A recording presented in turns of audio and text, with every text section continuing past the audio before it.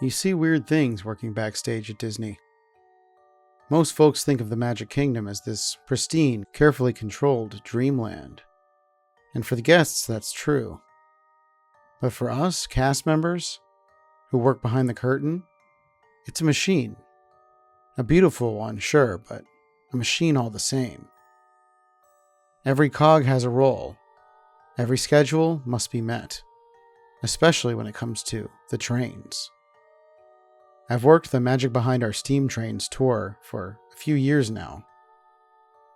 It's a special kind of gig.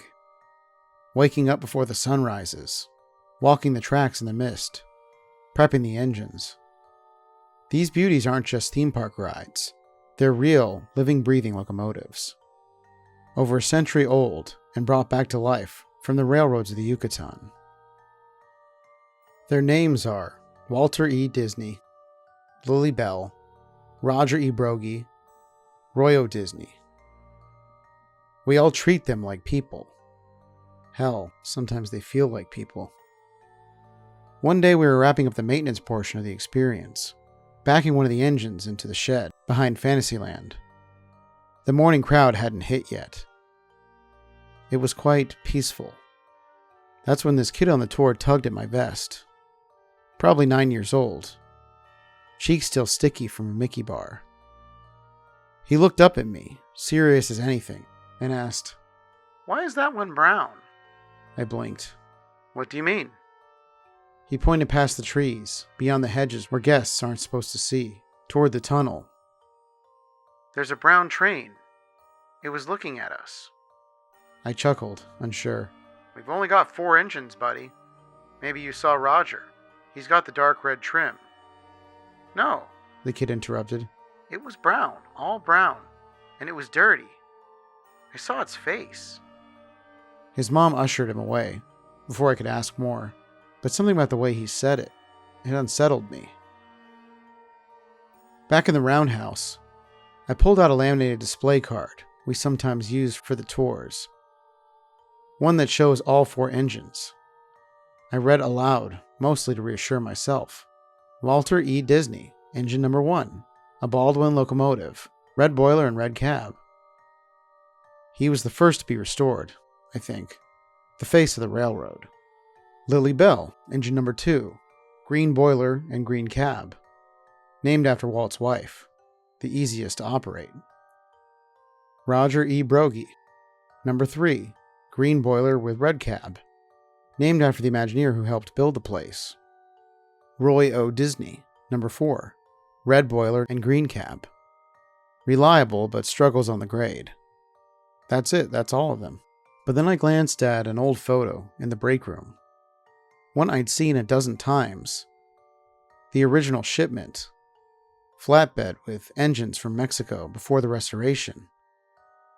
There were 5. The 5th one was hard to see, off to the side. Blurry brown, worn down, but it was there. And even in the faded image, I could swear that its headlamp was pointed right at the camera. That night, I was stationed at Main Street Station, overseeing the nightly closing route.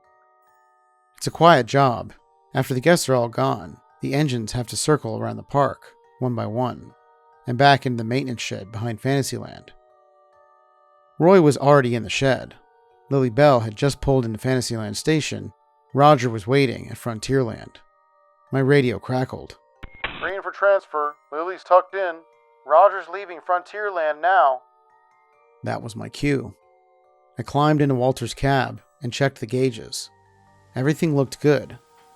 I eased the throttle forward, the familiar hiss of steam rushing around me as we rolled out of the Main Street loop. But as we approached the tunnel behind Adventureland, I saw something strange. The signal light was red. It never turns red this time of night. I radioed back, asked if there was any issue. No answer. I stepped down and walked up to the signal box, my flashlight flickering against the trees. Everything looked fine. The switch was aligned properly. The signal was working. Then I heard it. A whistle. At first I thought it was Walter's. maybe something echoing off the tunnel walls. But no, it was louder, deeper, warped, like someone had taken Walter's whistle and stretched it. I turned toward the tunnel. Dim and fuzzy, the engine emerged slowly. It wasn't one of ours. It looked like them, same shape, same structure, but older, more corroded, like it had been left to rot in the jungle a decade longer than the others. It was painted a dull, grimy brown. Rust flaked off the metal like old skin. Its headlamp was cracked and flickering, and on the tinder, in crumbling, rust-covered letters, Fur de Yuck S.A. That was the railway they came from. Ferrocarriles Unidos de Yucatan. The smokebox door at the front of the engine began to crack. Not from pressure, it cracked like glass. The fracture spiraled outward, then a chunk of the door melted away in a second, dripping, bubbling. And behind it, a face. A child's face, wedged into the boiler, screaming. A gaping blood hole in its chest, mouth stained black, eyes bulging, tiny black irises unblinking, fixed on me. It screamed again. A child's scream, but warped, glitched, echoing. The engine reversed, steam hissed violently as it backed into the tunnel and vanished into shadow. I jumped into Walter's cab, threw the throttle forward, and chased it into the tunnel. Then, something slammed against the back of the last car. The whole train jolted forward as if something pushed it.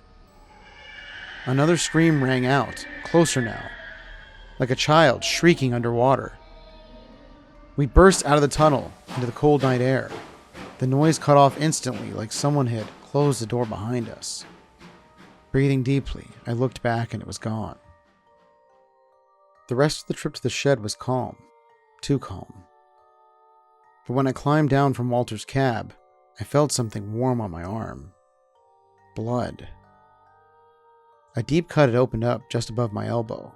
My uniform sleeve was ripped clean through. The skin underneath was torn, like it had been sliced. I didn't feel a thing, didn't see anything that did it. I didn't go home. I couldn't. I stayed in the break room, thumbing through everything I could find.